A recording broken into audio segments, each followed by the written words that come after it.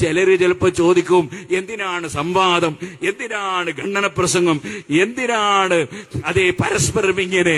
പരസ്പരം അങ്ങനെ ഇല്ലെങ്കിൽ പള്ളികൾ എന്താകും? പള്ളികളിൽ ഇസ്ലാം ഉണ്ടാവില്ല. പിന്നെ പുതിയ ഒരു ഇസ്ലാമിനെ കൊണ്ടുവന്ന് പ്രതീക്ഷിക്കും അല്ലേ? അങ്ങനെയല്ലേ ബഹുമാനപ്പെട്ട അബുൽ ഹസൻ ശാദിലി റളിയല്ലാഹു അൻഹുവിന്റെ പേരിൽ നിർമ്മിക്കപ്പെട്ട കോഴിക്കോട്ടെ പള്ളി എങ്ങനെ നഷ്ടപ്പെട്ടു? മുഹീദ്ദീൻ ശൈഖ് റളിയല്ലാഹുവിന്റെ പേരിൽ നിർമ്മിക്കപ്പെട്ട അതേ മുഹീദ്ദീൻ പള്ളി എങ്ങനെ നഷ്ടപ്പെട്ടു? നിങ്ങൾക്കറിയില്ലേ? Tipu Sultan A class സുന്നിയായിരുന്നില്ലേ? അദ്ദേഹത്തിന്റെ പട്ടാളക്കാർക്ക് നിസ്കരിക്കാൻ നിർമ്മിക്കപ്പെട്ട പട്ടാളപ്പള്ളി എങ്ങനെ നഷ്ടപ്പെട്ടു? ഞാനിങ്ങനെ നമ്മുടെ ജാഥയിൽ ഇങ്ങനെ വരുമ്പോ പാലപ്പറ്റ എത്തിയപ്പോ അവിടുത്തെ സ്വീകരണം കാണുമ്പോൾ ഒരു വല്ലാത്ത സന്തോഷം. പാലപ്പറ്റയിലേക്ക് അതേ ഒതായിലേക്ക് പ്രസംഗിക്കാൻ പോകുമ്പോൾ അങ്ങോട്ട് നീങ്ങാൻ വിടാത്തത് കൊണ്ട് അരീക്കോട് വെച്ച് പ്രസംഗിച്ച് തിരിച്ചു പോയ അനുഭവമുള്ളവനാണ് ഞാൻ. അവിടെ പാലപ്പറ്റ എത്തിയപ്പോൾ എന്തോ ഒരു സന്തോഷം. ഓ സുഹൃത്തുക്കളെ, ഈ പ്രസ്ഥാനം ഇവിടെ സത്യം നിലനിർത്താൻ വേണ്ടി ഞാൻ നേരത്തെ പറഞ്ഞില്ലേ, മിൻ ശർറിൽ വസ്വാസിൽ ഖന്നാസ്, ജനങ്ങളെ ആശയക്കുഴപ്പത്തിലാക്കുന്ന ആശയങ്ങൾ പറഞ്ഞ ജനങ്ങളെ പിഴപ്പിക്കുന്നവരിൽ നിന്ന് ജനങ്ങളെ സംരക്ഷിക്കാൻ വേണ്ടി അതേ മനുഷ്യർക്കൊപ്പം നിന്നുകൊണ്ട്, മനുഷ്യരാരും പിഴച്ചു പോകരുത്, മനുഷ്യരാരെയും പിഴവിലേക്ക് കൊണ്ടുപോകാൻ വിടരുത്. അതുകൊണ്ട് മനുഷ്യർക്കൊപ്പം നിന്നുകൊണ്ട് പ്രവർത്തിച്ചതിന്റെ ഫലമാണ് അൽഹംദുലില്ലാഹ് പാലപ്പറ്റയിൽ ഇന്ന് കാണുന്ന, അരീക്കോട് കാണുന്ന, പരിസരങ്ങളിൽ കാണുന്ന, നിലമ്പൂരിൽ കാണുന്ന, ഈ മലപ്പുറം ജില്ലയുടെ പല സ്ഥലങ്ങളിലും കാണുന്ന എല്ലാ സന്തോഷങ്ങളും.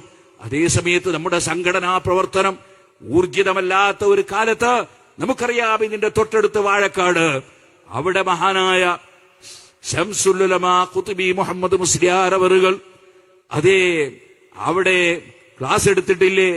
അവരുടെ ഉസ്താദായ കുഞ്ഞഹമ്മദ് ഹാജി അവറുകൾ അവിടെ ക്ലാസ് എടുത്തിട്ടില്ലേ? അതുപോലെ മഹാനായ കണ്ണിയത്ത് ഉസ്താദ് അവറുകൾ അവിടെ ഓതിപ്പഠിച്ചിട്ടില്ലേ?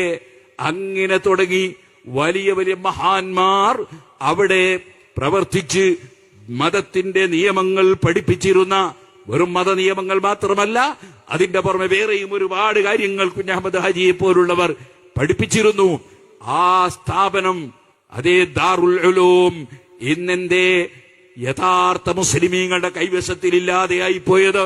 അത് നമ്മുടെ സംഘടനാ പ്രവർത്തനം അന്ന് ഊർജിതമല്ലാത്തത് കൊണ്ടാണ്. ഇനി എന്തിനധികം പറയണം? നിങ്ങൾ നോക്കൂ, ഇവിടെ അതിഥി തൊഴിലാളികളായി വരുന്ന ആളുകൾ, ആ ആളുകളിൽ പലരുടെയും പേര് നല്ല സദഖത്തുള്ള, റഹ്മത്തുള്ള തുടങ്ങിയ പേരാണ്. പക്ഷേ അവരിൽ പലർക്കും ഫാത്തിഹ അറിയില്ല, നിസ്കാരം അറിയില്ല, വുളു അറിയില്ല, അങ്ങനെ ഈമാനും ഇസ്ലാമും അറിയില്ല. എന്തേ കാരണം? അവരുടെ സ്റ്റേറ്റുകളിൽ സമസ്ത കേരള ജംഇയ്യത്തുലമയുടെ പ്രവർത്തനം ഉണ്ടായില്ല. നമ്മുടെ പണ്ഡിതന്മാരുടെ ഊർജം ചെലവഴിച്ച് ആത്മാർത്ഥമായി മനുഷ്യർക്കൊപ്പം നിന്നുകൊണ്ടുള്ള പ്രവർത്തനങ്ങൾ ഉണ്ടായില്ല. അതിന്റെ പേരിൽ അവരുടെ ഒരു അവസ്ഥ അങ്ങനെയായിപ്പോയതിൽ ഏറ്റവും മനസ്സ് വേദനിക്കുന്നവരാണ് നാം.